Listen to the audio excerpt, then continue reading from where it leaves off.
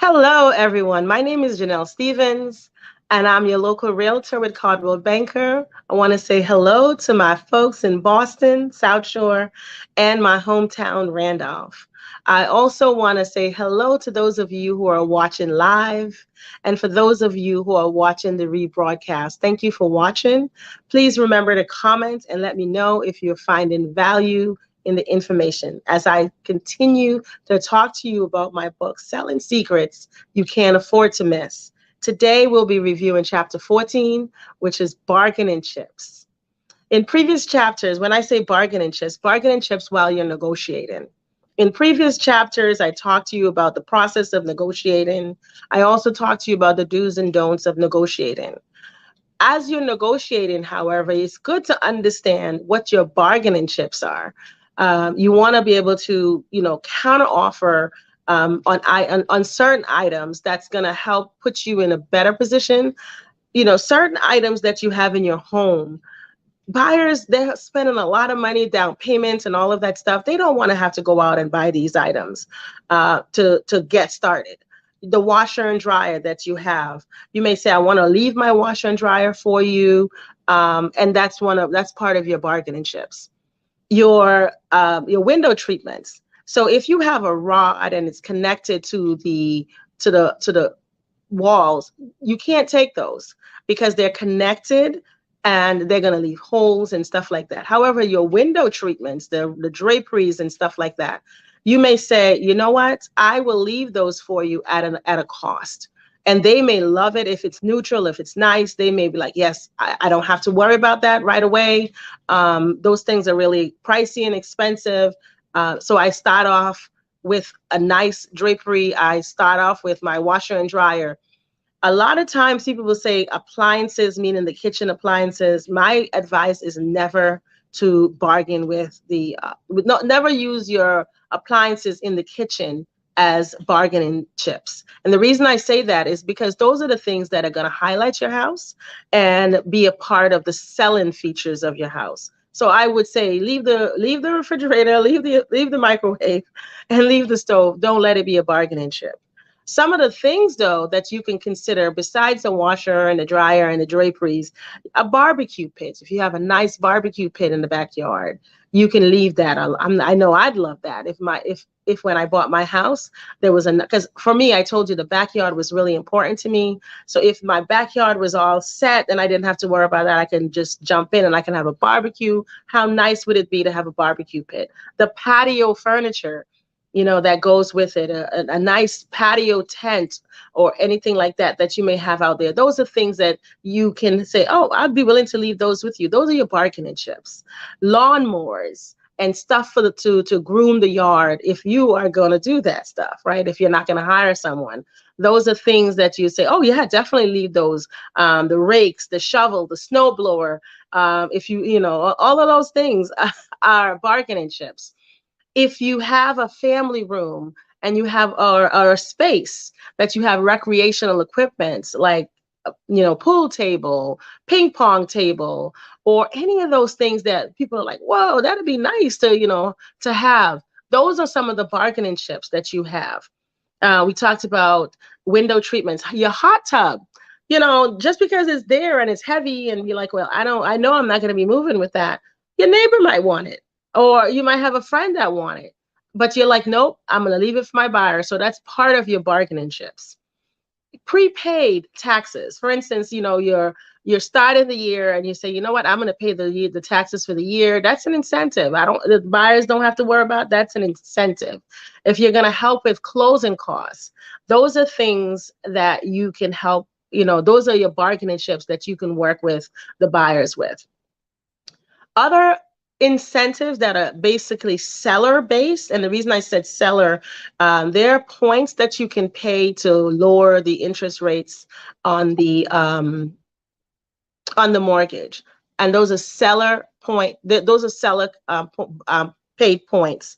Buyers can't do those. So those are seller incentives. You can offer those as an incentive. You can offer shorter closing if they're looking for that. Maybe they need to move and you're like, oh, all right, I can move sooner. If you're in that position that you can, those are things. Mortgage buy down. That's a new program where they have where the interest rates might be say 7%, and they do what is called a buy down. So your first 2-year buy down, your first 2 years, the interest rates is a little lower. And then after that, you go back up to what the original interest rate is. The reason that is good is because let's say the interest rates drop in 2 years. If you have a buy down and you started off low, you can always refinance. So you never get to pay that high interest rates. So that's why the buy down is being offered. So those are things that you can talk to a loan officer to understand what are some of those things that you can offer. Because as you get creative, what you don't want to do is go outside of the limits of the law. So speak to a realtor, speak to a loan officer that will be able to explain some of those incentives that you can offer as you're getting creative in offering some of these things to buyers to make sure that they can buy your home. So we talked about all those things and the bargaining chips that you may have, but your house is still not selling and you're wondering, what is going on? I've offered all these, I know I'm a strong negotiator. I've offered all these I've offered all these incentives and stuff like that, but the house is still not selling.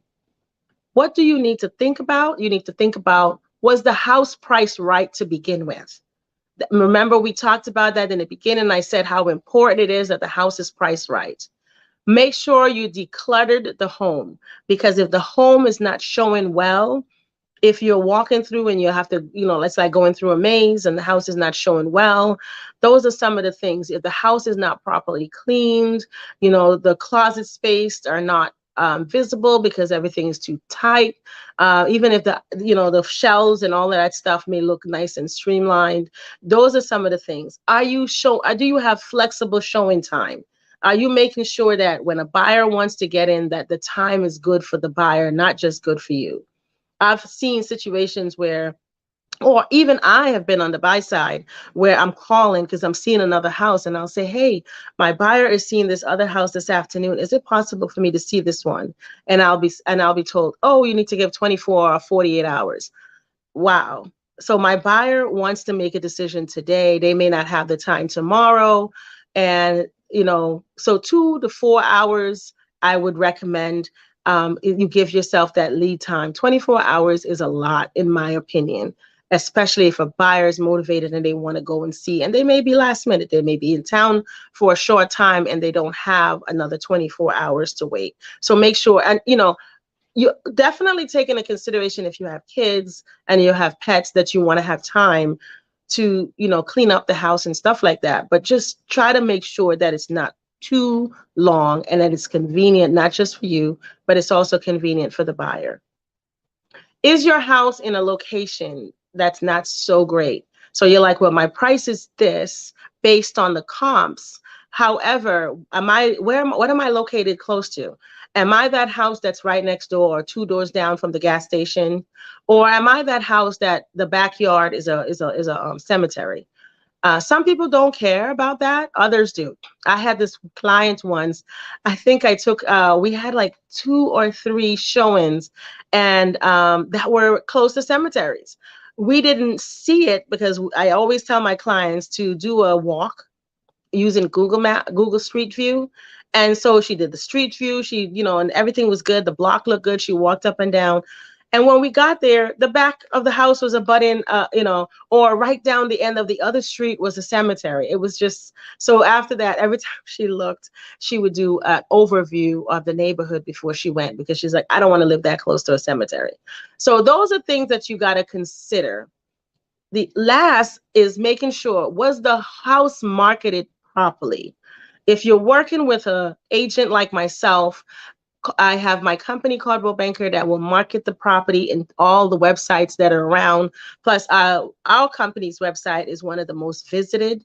I also market it locally myself on my social media platforms. So it's being marketed if you're working with me. So those are some of the things that you have to consider. Price, location, marketing. Is the house decluttered, updated? And again, the updates don't have to be, a brand new kitchen. It could be small things like updated appliance, nice countertop, laminate floors, things that are not very costly. And I will say this again, my company, Caldwell Banker, has a program called Real Vitalize that will help pay for the cost of some of these upgrades so you don't have to come out of pocket if you don't have it. And that way, because we want to ensure that your house is seen in the best possible light, and we want to make sure we're capitalizing on everything to make sure you get the best offer. If you're thinking about selling, and you would need to speak to and you'd like to speak to an agent, I'd love to have a conversation with you. If you just want to understand the process, please click the link and order the book. It's a free gift to you, whether you decide to work with me or not. But again, if you have questions, I'd love to be able to help you answer those questions. And if you just want to just talk about, the negotiation or just understanding some of this process, please feel free to call me. Comment below. Let me know what you think, if this was of value to you, so that I know that I'm going in the right direction. All right, take care and enjoy the rest of your day.